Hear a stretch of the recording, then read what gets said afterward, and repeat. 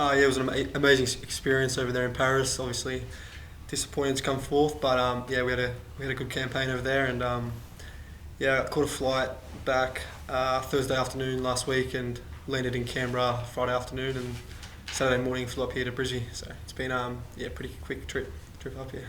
And how's the body, how's the mind, how's the jet lag? Yeah, a little bit jet lagged first few days, but a few coffees and good night's sleeps, and yeah, the body's good now. Good to be in a bed that's not cardboard. Yeah, it's quite the beds were quite hard over there in Paris, but yeah, it's good now. Beds are nice and soft here in this hotel. And coming in after such an experience into Joe Schmidt's squad, what's it like having to adjust now to the different style of game? There's a lot of adjusting, but there's a good coaching team with Joe and the assistants there, so they've been supporting me along with some experienced outside backs like Roddy and Kel. So yeah, they're helping me along the way. And have the boys been asking you lots of questions about Paris or what the experience over there was like? Yeah, they've been asking for a few stories, but I try to keep it quiet and don't give too much away. What are you, probably a pretty obvious answer, but what are you mostly hoping to get from this squad experience? I just enjoy each training session, just getting amongst it with the boys, meeting a few new faces, and yeah, just enjoying it day to day. What would it mean for you to get selected to play? It'd be unreal, but I'm not looking too far ahead. I'm just trying to put my best foot forward each training session. And just Lukhan as well, was coming back to the Reds as well. What was sort of behind the decision to give Queensland another crack? Well, I always had in the back of my mind that I'd eventually come back here if I had the chance to, and yeah, it happened quite quick and probably not as how I expected it, but yeah, just grateful to be back in Brizzy. A few weeks ago you were saying that part of going overseas was really wanting to push yourself out of your comfort zone, get new experiences and such, to now be going back to somewhere where you've previously been. Was there something in the challenge of the squad that really appealed to you, or are you looking to now more be a settled footballer on and off the field? Yeah, I think settled footballer on and off the field definitely helps when you have a family. But coming back to the Reds this time round, I think the experiences that I gained overseas will be really valuable for myself, and hopefully I can use that to help some young guys there at Ballymore help grow their game and their knowledge around sort of that stuff. So yeah, I'm just happy to be back, and hopefully I can add to the group. You've chosen a hell of a backup, hell of a second row to try and crack into, like getting his first minutes. Brian Smith is in the squad here as well. Like, do you still see that you're able to continue developing in and amongst a pretty, I guess, competitive squad? Yeah, I don't see why anyone would think that they wouldn't develop. You're only as good as your competition, and it's healthy competition with those boys. I know them quite well. When they first came through the Reds, and I had already been there, so to go back there and continue my journey there, but also help pass on some things that I learned overseas and learn off them as well, as they've also gained experience. So we're all there to make each other better, and competition can only be healthy.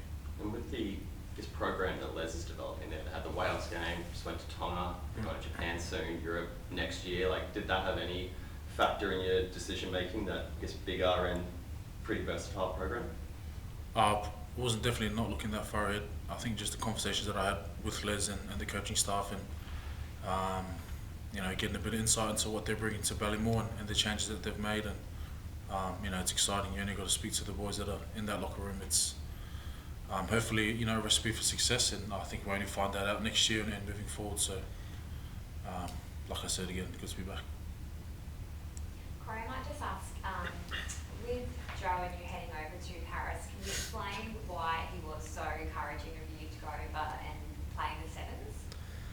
Yeah, he was pretty keen for me to go over there. Obviously, the Olympics is a massive event, and as you saw, each day got sold out. Not only the guys but the girls too. It was a bit of a shock running out on day one with the first game. Usually, you're playing in front of 1,000 or 2,000 fans, but quite surprising playing in front of a packed stadium game one. So yeah, it's an unreal experience, and yeah, I'm glad I was a part of it. And what's Joe said? Has he had one-on-one time with you since you've been back? What's he been saying to you? Yeah, he's just been saying, don't overthink anything. Just take it day by day.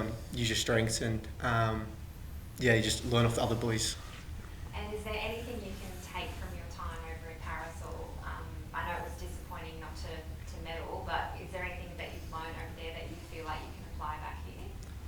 I probably went pretty quick over there. Probably just enjoy every moment as it comes. Anything online, guys, for Lukhan or Corey? Yeah, just a call from me. Corey, to start with, a lot of players in your position have gone between 7s and 15s have talked about how they've had to maybe change their body sort of style or their sort of fitness levels. I know you had sort of a month or 6 weeks with them. Did you have to sort of change much to adapt to that 7s format again? Not too much. You can't really change your body too much in 4 or 5 weeks, but I was trying to eat a little bit less, lose a little bit of weight, but in the end I didn't. Don't think I changed too much. I guess, Philip, you've been sort of around Queensland for a while now. It's been a place, particularly Suncorp Stadium, it's been a place where the Wallabies have done very well comparatively to other stadiums. Why do you think it is that sort of Suncorp has brought the best out of the Wallabies and it's considered this fortress? Oh, you got to, you can't look further than, I'm hearing rumours that it's almost a sellout at Suncorp, so the fans are a big part of that, and we're going to use every single one of them to get behind us and rally us against the South Africans. So number one, the fans are so supportive and huge, but then two, we've had some close, tough wins at Suncorp in recent times. So we use that and we draw upon that, and boys have had good success here, not only at test level but at super level. So I think boys are familiar with the ground, and good weather up here also plays a part. So I don't know, I guess we win games here, we grow in confidence, and it becomes a fortress the more you win, so hopefully we can keep that going. Just on the Springboks, a lot of their sort of power comes through that pack, they call it bomb squad off the bench. As an experienced forward in this side, do you sort of take that sort of challenge head on? Is that something that you sort of you look forward to and you really sort of start, obviously you get up for test matches, but chances of taking the world champs, is it just a bit more sort of added edge to this sort of clash? Yeah, big time. I think you're going to meet fire with fire, and that's the challenge for our pack this week. We're here at home at Suncorp in front of a sellout, so there's no better arena for it, and it's going to be an awesome challenge, and I know the boys are up for it, and we don't expect it to be easy. We know what's in front of us, and we know it's going to be hard, so we've come to terms with that, and we know that world champs at Suncorp, it's everything that you want to experience. Corey, it's Blocker in Canberra. Just wondering, when you were chatting to Joe about Wallabies versus the Olympics, did you have any doubts about going over, thinking you don't want to give up a Wallabies jersey either, or was it an easy call for you? I wasn't really thinking too far ahead. I just trusted in Joe. He backed me. He was real keen for me to go over there and compete with the Olympics and try to add something to the team. And yeah, I was more than happy to do that. Yeah. And what makes you feel ready to make this step up into the test environment? You've had a pretty quick transition over the past couple of years. What makes you feel ready? There's the coaches around me and the boys. They've been helping me throughout training the last few days, and if I can learn off those guys, and hopefully I'll be ready if I get called upon.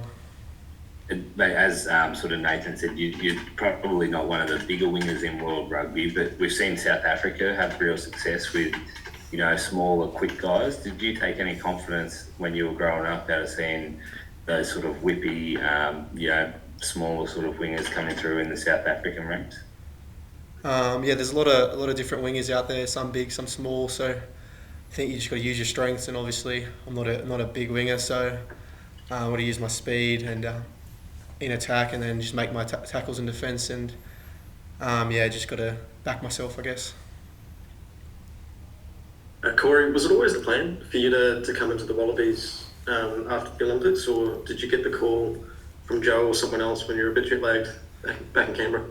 No, I was never quite too sure. It was just I was in the airport actually on the way back home when Joe gave me that call. So yeah, I was never quite too sure.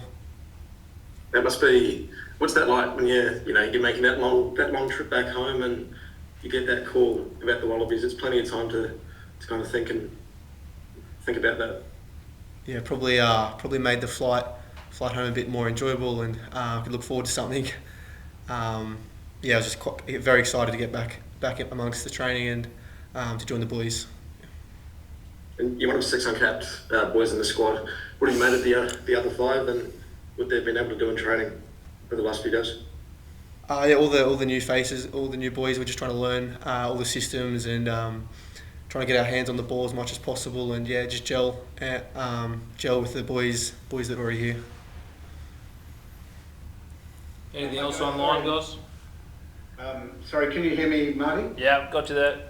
Thank you, and apologies for joining late. So if these have been asked, just let me know. Lukhan, firstly, there's some new law variations coming in, or some ones for this series that haven't been there before. They're aimed at speeding up the game, especially in the forwards. How as a player do you think that'll affect you? Joe Schmidt was saying the other day that it might kind of equalise it a bit, bring them back in, make it a bit closer. Like how does it impact you as a forward, the speeding up of the game?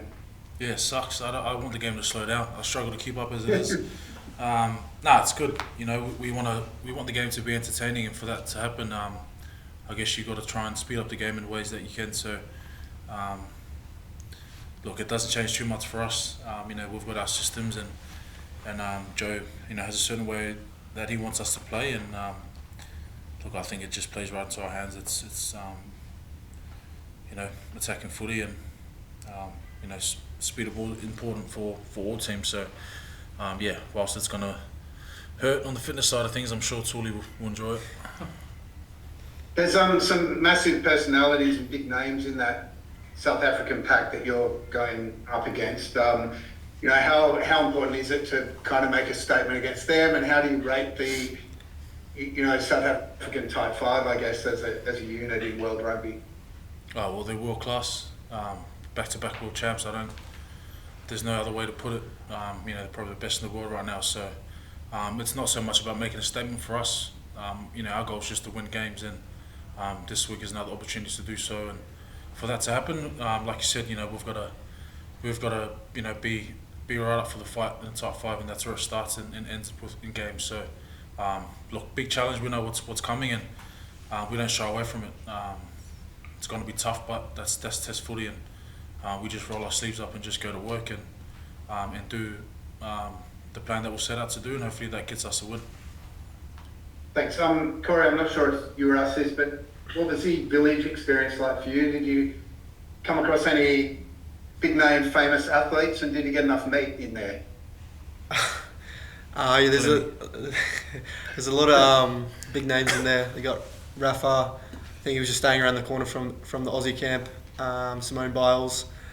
Yeah, there's plenty of big names that were in the village. Yeah, that's for sure. And can I ask what was your last 100-metre time that you remember doing? Probably haven't run 100 since school, so don't think it was that good at school. Maybe mid-12. So yeah. He's lying. It wasn't that good. Mid-12. So you're not backing yourself up against Noah Lyles then? No, definitely not. How would he go as a rugby player, do you think? How'd he go? Yeah. He'd probably be pretty good on the wing, I reckon.